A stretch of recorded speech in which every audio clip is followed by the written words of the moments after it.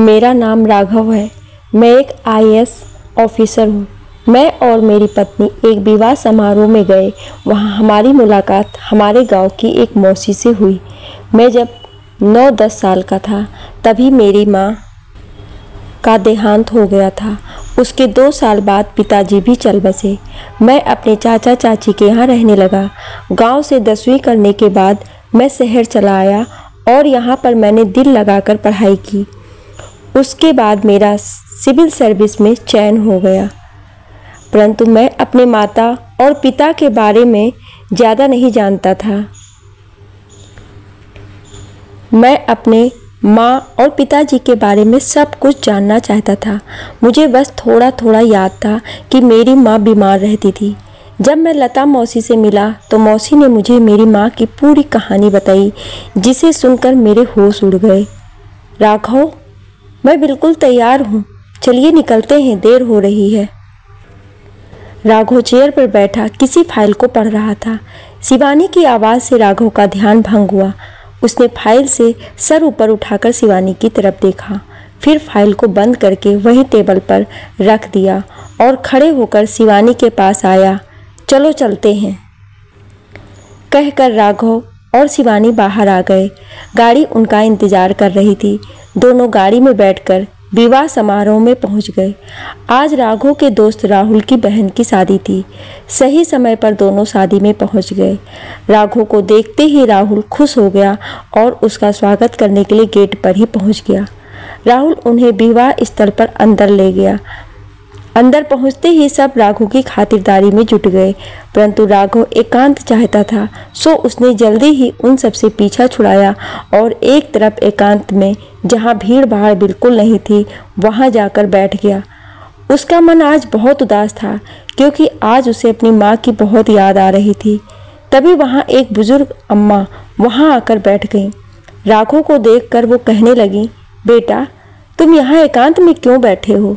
जाओ, तुम भी जाकर सबके साथ विवाह समारोह का आनंद लो। राघव को अम्मा की आवाज़ में बड़ा अपनापन सा लगा। राघव ने अम्मा को बड़ी विनम्रता से उत्तर दिया, अम्मा, मैं बस यही ठीक हूँ। जैसे बड़े बुजुर्गों की आदत होती है कि जब वे किसी अनजान से मिलते हैं तो उसके बारे में सब कुछ पूछते हैं, ऐसे ही अम्मा ने भी किया। अम्मा फिर से बोली, बेटा, तुम्हारा नाम क्या है? मेरा नाम राघव है अम्मा, राघव ने उत्तर दिया। बेटा, तुम कहाँ के रहने वाले हो? क्या तुम इसी शहर के रहने वाले हो? नहीं अम्मा, मैं इसी शहर का रहने वाला नहीं हूँ। अम्मा, मैं इस शहर नौकरी करता हूँ। वैसे मैं उत्तर प्रदेश के कानपुर के कसेरवा गांव का रहने वाला हूँ। अरे बेटा, मैं भी वहीं की रहने वाली हूँ। तुम्हारी माँ और पिताजी का नाम क्या है? मेरी माँ का नाम अवनी और पिताजी का नाम विक्रम था। मेरे माता पिता दोनों का देहांत हो चुका है। अवनी नाम सुनते ही अम्मा भाव विभोर हो उठी। उनकी आंखों में आंसू आ गए। तुम अवनी के बेटे हो? जुग जुग जियो मेरे बच्चे, बहुत बड़ा हो गया मेरा बच्चा। और अम्मा राघव के सर पर हाथ फेरने लगी। अम्मा के मुंह से अपनी माँ का नाम सुनकर राघव अवाक रह गया। उसने जल्दी से अम्मा से पूछा, अम्मा, क्या आप मेरी माँ को जानती हैं? हाँ बेटा, अवनी मेरी बहुत अच्छी सहेली थी। हम दोनों साथ साथ खेलते थे। फिर हम दोनों की शादी भी उसी गांव में ही हो गई। तेरी माँ बहुत अच्छी थी। शादी के कुछ सालों बाद ही तेरी माँ इस दुनिया को छोड़कर चली गई। उसकी मौत से मुझे बहुत गहरा सदमा पहुँचा। फिर मेरे पति की नौकरी शहर में लग गई। मैं भी गाँव छोड़कर चली गई। उसके बाद गांव में कभी कभार ही जाना हुआ। फिर पता चला कि तुम भी गांव में नहीं रहते, शहर में रहकर ही पढ़ रहे हो। मैं सोचती थी कि मरने से पहले पता नहीं अवनी के बेटे को देख पाऊंगी या नहीं। आज तुम्हें देखकर आत्मा तृप्त हो गई। अम्मा राघव को देखकर खुशी के मारे बोले जा रही थी। कुछ ऐसा ही हाल राघव का था। वो अम्मा से मिलकर बहुत खुश हो रहा था। वो अम्मा से अपनी माँ के बारे में सब कुछ जानना चाहता था। उसने अम्मा से कहा, आप यहाँ किसके साथ आई हैं? बेटा, मैं दूल्हे की बुआ लगती हूँ। अवनी की तरह मेरी भी किस्मत खराब ही निकली। मेरी कोई संतान नहीं हुई। इनकी मृत्यु के बाद मेरा कोई आसरा नहीं रहा। मैं वृद्ध आश्रम में रहती हूँ। भतीजे की शादी के लिए भाई ने बुलाया था। शादी के बाद फिर वही वृद्धाश्रम में वापस चली जाऊंगी। राघव अम्मा से कहता है, अम्मा आप मेरे साथ मेरे घर चलो, मैं माँ के बारे में सब कुछ जानना चाहता हूँ। क्या आप माँ के बारे में मुझे सब कुछ बताएंगी? अम्मा कहती है, ठीक है बेटा, मैं तेरे साथ चलूँगी और तुझे तेरी माँ के बारे में सब कुछ बताऊँगी। राघव शिवानी को बुलाता है और उसे बताता है कि ये मेरी मौसी है और हम इन्हें अपने साथ लेकर चलेंगे। शिवानी हामी भर लेती है और अम्मा को प्रणाम करके अम्मा के चरण स्पर्श करती है। शिवानी एक बहुत समझदार और सुलझी हुई लड़की है, तभी राघव ने उससे विवाह किया है। वह राघव की बात को बिना कहे भी समझ जाती है। शिवानी जानती थी कि राघव अपनी माँ को कितना प्यार करता है, कितना याद करता है उन्हें। राघव के जीवन में माँ के बिना जो खालीपन है वो शिवानी का प्यार भी नहीं भर पाया था। आज उसने राघव की आंखों में एक अलग ही खुशी देखी थी जो अम्मा से मिलकर मिली थी। राघव और शिवानी अम्मा को अपने घर ले आते हैं और उन्हें एक कमरे में ले जाते हैं। दोनों अम्मा के पास बैठ जाते हैं।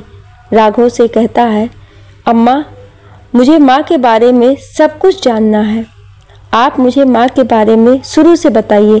तो अम्मा राघव की आंखों में देखकर कहती हैं, मुझे पता है बेटा, तू अपनी माँ के बारे में सुनने के लिए कितना उतावला हो रहा है। बताती हूँ, सब बताती हूँ। अपनी उस अभागी बहन के बारे में तो सुन। अवनी अपने पिता की संतानों में सबसे छोटी थी।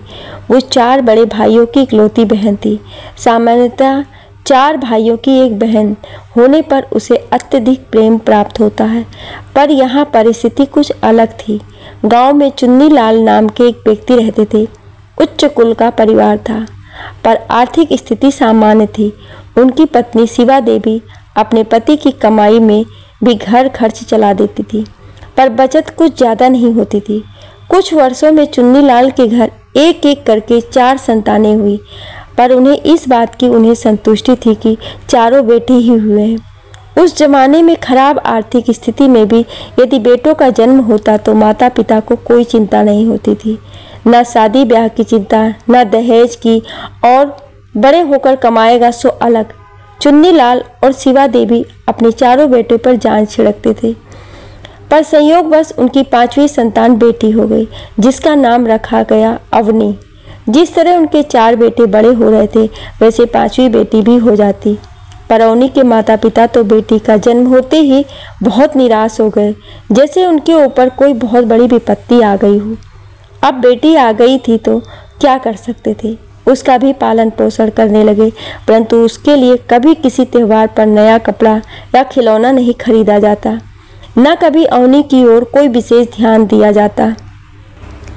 वो मासूम और नादान ये कभी समझ ही नहीं पाती कि उसके माता पिता उसके भाइयों से अधिक और उससे कम प्रेम करते हैं। अवनी एक ऐसा फूल था जिसे माली द्वारा पानी नहीं दिए जाने पर भी वो ओस की बूंदों से सिंचित होकर चुन्नी लाल की बगिया को महका रहा था। इतनी शांत और समझदार लड़की पूरे गांव में दूजी ना थी। गांव के लोग उसके मासूमियत और मीठी बोली पर मंत्रमुग्ध हो जाते थे। शरारत करना तो उसे आता ना था। एक दिन अवनी अपने भाइयों के साथ खेल रही थी तो भागते भागते नीचे गिर गई। उसका सिर पत्थर से टकरा गया। शिवा देवी और चुन्नी लाल भागते हुए आए। देखा तो अवनी के सिर से खून निकल रहा था और वो रो रही थी। शिवा देवी ने तत्काल सिर पर कपड़ा बांधा और उसे गांव के वैद्य जी के पास ले गए। वैद्य जी ने देखा सिर की चोट गहरी है। उनके पास जो जख्म पर लगाने का लेप था लगाया और कुछ दवाइयाँ भी दी, पर अवनी की हालत देखकर उन्होंने चुन्नी लाल से साफ कह दिया कि बेटी को कल ही पास के शहर ले जाकर अंग्रेजी डॉक्टर को दिखा देना। सिर की चोट है, लापरवाही महंगी पड़ सकती है। घर पर आकर दोनों ने बजट का अंदाज़ा लगाया तो देखा कि शहर के इलाज का खर्च बहुत ज़्यादा हो सकता है, सो उन्होंने घर पर इलाज करना ठीक समझा। अगर किसी बेटे को चोट लगती तो दोनों उसी समय शहर दौड़ जाते, पर यह खर्च उन्होंने अवनी के दहेज के लिए बचा लिया। पर यह उनकी भारी भूल साबित हुई। चोट की वजह से अवनी मानसिक रूप से कमज़ोर हो गई। धीरे धीरे वो चपल बालिका अब शांत और गुमसुम रहने लगी। पर माता पिता ने इस ओर कोई ध्यान नहीं दिया। उन्हें ऐसा लगता था कि ये ऐसी ही है, एक दिन एक और घटना घटी जब अवनी रसोई का काम कर रही थी। पता नहीं वो किन विचारों में खोई हुई थी कि अचानक उसके कपड़ों पर एक जलती हुई चिंगारी गिरी और उसे इस बात का ध्यान ही न रहा। देखते देखते कपड़े जलने लगे। शिवा देवी ने देखा तो भागकर आग बुझाई। गनीमत ये रही कि सिर्फ उसका थोड़ा सा हाथ ही जला। इस समय अवनी तक करीबन 15 वर्ष की थी। अब चुन्नीलाल के बेटे बड़े हो गए थे। 2 बेटे तो कमाने ही लगे थे। आर्थिक स्थिति में भी काफ़ी सुधार हो गया, पर अवनी की स्थिति में ना कोई सुधार आया, न किसी ने लाने की कोशिश की। माता पिता का सारा प्रेम सिर्फ बेटों पर था। अवनी तो सिर्फ उनके लिए एक बोझ थी। खाना पीना पहले बेटों को दिया जाता था, फिर अवनी को। मानसिक रूप से कमज़ोर समझकर उसका पाठशाला जाना भी बंद करवा दिया और आग की घटना के बाद शिवा देवी उसे रसोई घर में भी नहीं आने देती, तो खाना बनाना भी वह न सीख पाई। वो केवल बाहरी काम करती थी और अपने आप से ही बातें करती थी। कभी कभार बाहर गली में अपनी सहेलियों के साथ खेलने चली जाती थी। अब घर पर अपनी स्थिति भी समझने लगी थी। उसे ये अच्छी तरह पता चलता था कि माता पिता को मुझसे कोई विशेष प्रेम नहीं है, परंतु वो इतनी सीधी और सरल थी कि वो इस बारे में किसी को कुछ नहीं कहती थी। न कभी किसी चीज़ की मांग करती थी, न कभी कोई शिकायत करती थी। अगले 4 वर्षों में चुन्नीलाल के घर 4 बहुएं आ गई। चारों बेटे काम पर जाते थे। परिवार की आर्थिक स्थिति मजबूत हो गई थी। बहुएं आ जाने के बाद अब चुन्नीलाल और शिवा देवी का अवनी के प्रति जो थोड़ा बहुत प्रेम था, वो अब दया में बदल गया था और भाइयों के हृदय में जो दया थी वो उपेक्षा में परिवर्तित हो गई थी। चारों बहुएं तो उसे घृणा की दृष्टि से ही देखती थी। उनको तो अवनी फूटी आंख भी नहीं सुहाती थी। वो चाहती थी कि जल्दी से जल्दी इसका विवाह कराकर ससुराल भेज दिया जाए। अवनी अपने आप में ही मग्न रहती थी। जितना काम बताया जाता वो कर देती, जो दिया जाता वो खा लेती थी। कोई कुछ कहे, डांट दे, कुछ भी कर दे, उस पर कोई भाव नहीं आते थे।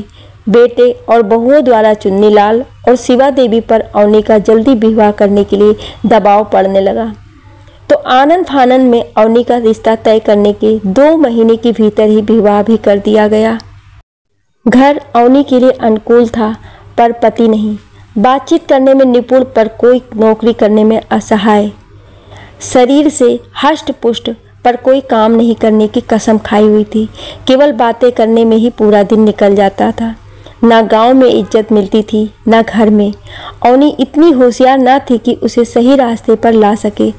अवनी के सीधेपन पर बहुत चिढ़ता था, यहाँ तक कि कभी सीधे मुंह बात भी नहीं करता था। फिर भी अवनी तो उसे तन मन धन से अपना पति मानती थी। ये गलती अवनी के माता पिता और भाइयों की थी। जब उन्हें पता था कि अवनी सीधी यूं सरल है, तो उसके लिए गरीब घर का ही सही पर एक समझदार और काम करने वाला लड़का ढूंढते। पर अवनी के लिए अच्छी बात यह थी कि उसके सास ससुर बहुत अच्छे थे। घर अवनी के ससुर और देवर की कमाई पर चलता था। उसके सास ससुर ने थोलो अवनी को संभाल लिया था। अवनी के सीधेपन या उसके पति के बेरोजगार होने पर भी उन्होंने कभी अवनी के साथ कठोर व्यवहार नहीं किया। अब अवनी समझदार हो गई थी। सारा दिन सास के साथ घर का काम करती थी, पूरी रसोई संभाल लेती थी। 2 वर्ष के पश्चात अवनी ने एक बालक को जन्म दिया। दादा दादी फूले न समाये। अवनी अब बहुत खुश थी। उसे मायके की जरा भी याद नहीं आती थी और ना ही मायके वालों को अवनी में की। हाँ, साल में 1-2 बार जरूर मायके से कोई ना कोई अवनी को मिलने आता था। कुछ महीनों के पश्चात अवनी के देवर का भी विवाह हो गया।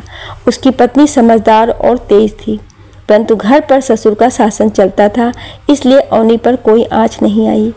अवनी के दिन खुशी से बीत रहे थे, पर 4 वर्षों के बाद अवनी के सास ससुर दोनों चल बसे। अब सत्ता उसके देवर और देवरानी के हाथ में आ गई। कुछ महीने तो ठीक चला, पर उसके बाद उन दोनों को अवनी और उसका पति अखरने लगे। अवनी के पति का काम न करना उन्हें बिल्कुल भी अच्छा नहीं लगता था, सो धीरे धीरे अब उनका व्यवहार अवनी के प्रति कठोर होने लगा। उसके पति को तो कोई असर ही नहीं होता था। पहले पिता का डर था, अब तो वो सिर्फ खाना खाने ही घर पर आता था। बाकी समय दोस्तों के साथ ताश खेलने में जाता था। यदि वह कमाऊ होता तो अवनी की जिंदगी आराम से कटती। दूसरे लोग कब तक कमा कर खिलाएंगे, फिर सगा भाई ही क्यों ना हो।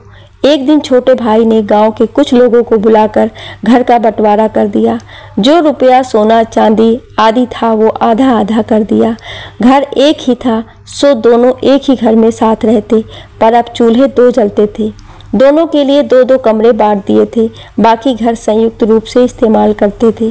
पहले तो अवनी की सास अवनी की पूरी तरह से मदद करती थी, पर अब वो अकेले हो गई थी।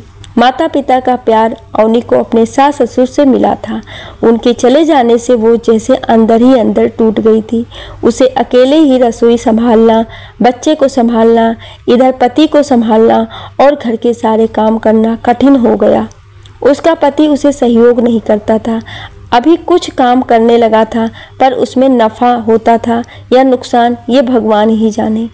कुल मिलाकर 3 साल में बंटवारे में प्राप्त हुआ सारा धन स्वाहा हो गया। अवनी की स्थिति अब खराब होने लगी थी। पति को उसकी बिल्कुल परवाह न थी। देवर देवरानी को भी उसके प्रति कोई लगाव न था।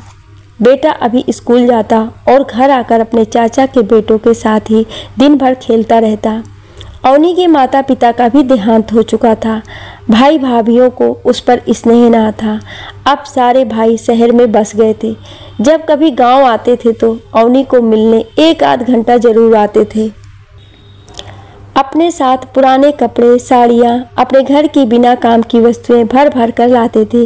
वे इसे अपनी महानता समझते थे और अपनी पत्नियों के द्वारा किया जाने वाला महान उपकार। पर वास्तव में अवनी को इन वस्तुओं और कपड़ों की ज़रूरत न थी। यदि वे कुछ रुपए देते तो शायद उसके काम आते, पर कोई भी भाई अपनी पत्नियों के डर से ये साहस न कर पाता था। अवनी भोली जरूर थी, पर स्वाभिमानी थी। अपनी इस दीन अवस्था में भी अपने भाइयों से कभी 1 रुपए की कामना ना करती थी। ना ही कभी अपने भाइयों के सामने अपनी दरिद्रता या दुख को लेकर एक आंसू भी बहाती थी। और भाइयों की चमड़ी तो इतनी मोटी हो गई थी कि उन्हें अवनी की यह हालत देखकर भी 1 पैसे की मदद देते न बनता था। चारों भाइयों की स्थिति बहुत अच्छी थी। यदि कोई एक भाई भी चाहता तो पूरे वर्ष भर का खर्चा आसानी से उठा सकता था, पर एक तो क्या, चारों मिलकर भी खर्च उठाना तो दूर, उसकी बीमार अवस्था में दवाई के पैसे देते भी ना बनता। जैसे जैसे समय बीतता गया वैसे वैसे अवनी की काया कृश होती गई और आर्थिक हालत दयनीय। उसके पति के स्वभाव में कुछ भी परिवर्तन नहीं हुआ। उसी तरह के काम करता था। उसके हाथ कभी पैसे बचते तो वो नहीं तो नहीं। घर पर राशन का सारा सामान अवनी खुद लाती थी। दुकानदार उसे जानते थे। अवनी को हजारों रुपए का सामान उधार देते थे, पर उसके पति को 1 रुपए का भी नहीं। जब कभी पति समय पर पैसे नहीं देता तो उधार में सामान लाती थी। जब पैसे आते तो दुकानदार को दे देती थी। 2 वर्षों के बाद अवनी के पति ने बिल्कुल रुपए देना बंद कर दिया। देता भी कहाँ से? उसको भी कौन सी बचत होती थी। नौकरी तो करता नहीं था कि कुछ निश्चित रकम मिले। वो तो कभी कुछ सामान एक जगह से लेता और दूसरी जगह बेचता था। कभी नफ़ा होता तो कभी नुकसान। पर अवनी ने कभी पैसों के लिए पति पर जोर नहीं डाला, ना ही वो कभी झगड़ा करती थी। धीरे धीरे करके अवनी के सारे गहने भी घर के राशन की भेंट चढ़ गए। उसके बाद का समय तो और भी ज़्यादा खराब गुजरा। जेवर के अलावा जो कुछ भी अवनी के हिस्से का सामान, बर्तन आदि चीजें थी, एक एक कर राशन पानी के लिए सब बिकने लगे। बुद्धिमान और पढ़ी लिखी नहीं होने पर भी 2 साल पहले अवनी ने कहीं पर कुछ काम करने की बात अपने पति से की थी, पर उसके पति ने मना कर दिया। कहाँ औरत को घर का काम ही करना चाहिए। वर्तमान में तो अवनी की शारीरिक हालत ऐसी नहीं थी कि वो कहीं कुछ काम कर सके। स्थिति इतनी खराब हो गई कि कभी कभी अवनी को 1 या 2 दिन तक भूखा रहना पड़ता था, पर बच्चे को कभी उसने भूखा नहीं रखा। अपने बेटे के लिए कुछ रुपए वो अलग से रखती थी। उधार में उसने सामान लाना बंद कर दिया था। पति जब कुछ पैसे देता तो सामान लाकर खाना बनाती, नहीं तो अवनी को उपवास करना पड़ता। आज अवनी ने पहली बार अपने बेटे के लिए अपनी देवरानी से एक प्रार्थना की थी कि चाहे वो उसे अन्न का एक दाना भी ना दे, पर उसके बेटे को भूखा नहीं रखे। आज से मेरा सारा सामान जो बचा है वो तुम रख लेना। देवरानी ने भी उसका कहना मान लिया, क्योंकि अवनी का बेटा पूरा दिन उसके दोनों बेटों के साथ खेलता था और जिसके कारण उसकी देवरानी को काफ़ी आराम मिलता था। उससे वो अवनी के बेटे पर खुश थी। पति को अवनी से बिल्कुल भी प्रेम नहीं था, वरना पत्नी की ऐसी स्थिति में तो पति पहाड़ को भी काट दे। फिर भला 3 लोगों का पेट भर सके उतना कमाना कौन सी बड़ी बात थी। उसके व्यवहार से ऐसा प्रतीत होता था जैसे वो अवनी से पीछा छुड़ाना चाहता हो। जब उसके पति ने ही उसकी परवाह नहीं की तो भला परिवार के दूसरे लोग क्यों करते। उसके देवर और देवरानी, यहाँ तक कि स्वयं उसके भाइयों ने भी अवनी की ऐसी हालत देखकर भी कोई सहायता नहीं की। अवनी को अपनी सादगी, अपने भोलेपन एवं बचपन में माता पिता द्वारा की गई भूलों की भारी कीमत चुकानी पड़ रही थी। आगे की स्थिति लिखते हुए मेरी लेखनी कांप रही है। खाने पीने की कमी के कारण अवनी का शरीर अब सूख गया था। बिना सहारे के तो चलना भी मुश्किल से होता था। सामान लाने या खाना बनाने की शक्ति क्षीण हो चुकी थी। देवरानी जो खाना बनाती उसमें से कुछ बचता तो दे देती थी। एक बिना बिस्तर वाली खाट पर दिन भर पड़ी रहती थी। उसके हिस्से के घर में केवल एक बत्ती ही जलती थी और एक ही पंखा बैलगाड़ी की चाल से चलता था। बाकी 2 पंखे खराब हो गए थे और बत्तियां उड़ चुकी थी। उसे तो गर्मी का एहसास ही नहीं होता था, पर बेटे को सुलाने के वक्त यदि उसे गर्मी लगती तो हाथ की पंखी से अवनी उसे हवा खिलाती। अवनी की ऐसी अवस्था की सूचना अवनी के भाइयों को मिली। 2 भाई शहर से अवनी को देखने गांव आए, वरना लोग क्या कहेंगे। बहन की ऐसी स्थिति देखकर भी उनकी आंखों से अश्रुधारा नहीं बह सकी, बल्कि इसे अवनी के कर्म और किस्मत का लिखा कहा गया। अवनी के पति या उसके देवर देवरानी को भी वो ज़्यादा कुछ नहीं कह सकते थे। यदि ज़्यादा कुछ कहते तो वो उन्हें जवाब में ये कहते कि आप अवनी को कुछ महीने अपने यहाँ ले जाएं और उसकी देखभाल करें। अपनी पत्नियों के डर से अवनी को शहर अपने घर ले जाना और उसकी देखभाल करना उनके बस की बात नहीं थी। भाइयों से मिलकर अवनी को बहुत खुशी हुई। आज उसके चेहरे पर कई महीनों के बाद एक मुस्कान और एक सुकून दिखाई दिया। वो खड़ी तो नहीं हो सकी, पर बैठकर बातें अवश्य की। उसने बताया कि अब उसे खाना खाने में परेशानी होती है। ठोस एवं भारी खाना तो खाया ही नहीं जाता और शरीर में शक्ति नहीं है। बाकी सब ठीक है। इस स्थिति में भी यदि भाई उसे अस्पताल ले जाते, उसकी देखभाल करते, खाने पीने में कुछ तरल पदार्थ जैसे जूस, नारियल पानी, खिचड़ी या हल्का धान खिलाते तो शायद अवनी ठीक भी हो जाती। पर सभी ने अवनी से मुंह फेर लिया। एक दिन अवनी के घर रुककर दोनों भाई वापस रेलगाड़ी से अपने शहर की ओर चल दिए। इस बार जाते समय दोनों भाइयों ने अवनी के हाथ में कुछ रुपए जरूर रख दिए। अवनी ने बहुत मना किया, कहा उसे पैसों की अब बिल्कुल ज़रूरत नहीं है। फिर भी वह देकर ही गए। उनके जाने के बाद अवनी ने अपनी देवरानी को बुलाया। अवनी ने हाथ जोड़कर उससे विनती की, कहा मेरे जाने के बाद मेरे बेटे को अपने बेटे की तरह रखना। आज से मेरे हिस्से का घर या कोई भी चीज़ तुम्हारी हुई। मेरे बच्चे को पढ़ा लिखा कर बड़ा कर देना, उसके बाद उसकी किस्मत, तब तक उसे किसी चीज़ की कमी मत आने देना। उसकी देवरानी ने हाँ में सिर हिलाया, जिससे अवनी को सुकून मिला। उसके बाद अवनी ने अपनी देवरानी से कहा, आज मेरा जी बहुत घबरा रहा है, तुम किसी को भेजकर इनको जल्दी घर पर बुला लो। अवनी की देवरानी ने अवनी के पति के पास किसी को भेज दिया और तुरंत घर आने को बोला। थोड़ी देर में ही अवनी का पति घर पर आ गया। पूछा क्या बात है। अवनी की देवरानी ने कहा, भाभी आपको बुला रही थी। अवनी के पति ने अवनी से पूछा, आज मुझे किसी को भेजकर क्यों बुलवाया। अवनी ने कहा, आज कुछ अच्छा नहीं लग रहा है, तबीयत ज़्यादा खराब हो रही है, इसीलिए आपसे कुछ बात करनी थी। आगे उसने कहा, आप बच्चे का ख्याल रखना, मैं उसे आपको और देवरानी को सौंप रही हूँ। इतना कहते कहते अवनी की आंखों से अश्रुधाराएं बह पड़ी। आज उसके पति ने उससे पहली बार प्रेम से बात की। कहा, तुम ऐसा क्यों कहती हो, तुम्हें कुछ नहीं होगा। और पूछा, आज कुछ खाया था? अवनी कुछ ना बोली, पर उसके बेटे ने कहा, माँ ने सुबह से केवल पानी ही पिया है। उसका पति झट से घर से बाहर गया और दूध ले आया। पतीले में डालकर उसने गर्म किया और एक गिलास भरकर आज अवनी को अपने हाथों से उसने दूध पिलाया। अवनी को जैसे खोई हुई चीज मिल गई। बरसों से जो उसके मन में आकांक्षा थी वो आज पूरी हुई। अवनी के पति ने कहा, कल सुबह मैं तुम्हें डॉक्टर के पास ले चलूंगा और किसी भी बात की चिंता करना छोड़ दो, सब ठीक हो जाएगा। इतना कहकर वो पता नहीं किस काम से फिर से घर से बाहर चला गया। शायद कल के लिए कुछ रुपयों का बंदोबस्त करने गया होगा।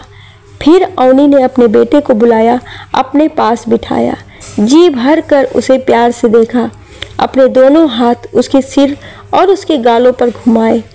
इतना तो अवनी ने आज पानी भी नहीं पिया होगा जितना उसकी आंखें बहा रही थी। जो रुपए अवनी के भाइयों ने दिए थे वो अपने बेटे के हाथ में दे दिए। बेटा बहुत खुश हो गया। अपनी माँ के पास बैठकर आज बहुत बातें की। दोनों की बातें करते करते कब नींद आ गई पता ही न चला। देर रात को जब अवनी का पति घर आया तब दोनों सो चुके थे। उन्हें देख अवनी का पति भी सो गया। सवेरा हुआ, सब उठ गए, पर अवनी अब तक नहीं जगी। जागती कैसे? वो तो चिर निद्रा में सो गई थी। उसने अपने इस जीवन में पूर्व जन्म के पापों की सजा पाई या उसके परिवार और पति ने उसकी उपेक्षा कर सभी ने अपने इस जन्म में पाप किया, ये नहीं कहा जा सकता, परंतु इतना अवश्य कहा जा सकता है कि अवनी ने अपने पूरे जीवन में कोई पाप नहीं किया, ना कभी किसी का दिल दुखाया और ना ही किसी से कड़वी बात की। उसने तो अपने मायके और ससुराल दोनों जगह के सारे अधिकारों का भी त्याग कर दिया। पूरे जीवन में किसी से किसी वस्तु की मांग नहीं की। अवनी दिन और रात एक समा की भांति जलती रही। दिन के उजाले में उसके प्रकाश की किसी को जरूरत ही महसूस नहीं हुई और जब रात हुई तो सब सो गए। किसी ने इस ओर ध्यान ही नहीं दिया कि उसने रात भर जलकर 2 घरों को रोशन किया। अम्मा अवनी की बात करते करते फूट फूट कर रो पड़ी। बेटा, उस समय मेरे पास भी कुछ नहीं था जो मैं तुम्हारी माँ की कुछ मदद कर पाती। मेरी प्यारी अभागी सखी भूख से ही तड़प तड़प कर मर गई। तुम्हारे माँ के गुजरने के बाद तुम्हारे पिता भी अपने आप को अवनी का गुनहगार समझने लगे और बीमार रहने लगे। अवनी के गुजरने के 2 साल बाद वो भी इस दुनिया को छोड़कर चले गए। अम्मा की आंखों से आंसुओं का सैलाब टूट पड़ा। राघव अपनी माँ की ये दुख भरी कहानी सुनकर खुद को रोक नहीं पाया और उसके सीने में एक उबाल उठा जिसने आंसुओं का रूप ले लिया। वो एक मजबूत व्यक्तित्व वाला इंसान बन चुका था, परंतु अपने माँ पिता की ये दुख भरी कहानी सुनकर उसका दिल छलनी छलनी हो गया। उसकी आंखों से लगातार आंसू बह रहे थे। शिवानी भी ये सब सुनकर रोने लगी थी। काफ़ी देर तक तीनों ही रोते रहे। फिर अम्मा ने राघव के आंसू पोंछते हुए कहा, रो मत बेटा, ये तेरी माँ की दुआओं का ही फल है कि तू आज इतना कामयाब है। तुझे अच्छे हाल में देखकर आज मेरा मन बड़ा खुश है। मेरी अभागी बहन ने अपनी सारी जिंदगी कष्टों में गुजारी, परंतु उसके बेटे ने हम सबका नाम रोशन कर दिया। अम्मा को राघव के बारे में अब सब कुछ पता चल चुका था कि कैसे उसने माँ के गुजरने के बाद मेहनत की और वह एक बड़ा अधिकारी बन गया। राकेश ने अपना सिर अम्मा की गोद में रख लिया और कहने लगा, अम्मा आप मेरे पास ही रहिए। आप में मुझे अपनी माँ दिखाई देती है। आपके स्पर्श में मुझे माँ का स्पर्श महसूस होता है। राघव की बात सुनकर अम्मा कहती है, बेटा, मुझे भी सारी जिंदगी औलाद को तरसते हो गई। आज से मैं तेरी माँ और तू मेरा बेटा है। मैं तुझे छोड़कर कहीं नहीं जाऊंगी। राघव को अम्मा के साथ खुश देखकर आज शिवानी को भी सुकून मिला था। अब शायद राघव के जीवन का खालीपन दूर हो जाए। अम्मा राघव और शिवानी के साथ रहने लगती हैं। राघव को जब भी फुर्सत मिलती वो अम्मा के साथ अपनी माँ की बहुत सारी बातें करता। अम्मा के साथ बातें करते हुए वो बहुत खुश हो जाता। राघव को अम्मा के रूप में माँ और अम्मा को राघव के रूप में बेटा मिल जाता है। आपको ये कहानी कैसी लगी हमें कमेंट करके ज़रूर बताएं और ऐसी ही कहानियाँ सुनने के लिए हमें सब्सक्राइब ज़रूर करें। Thank you.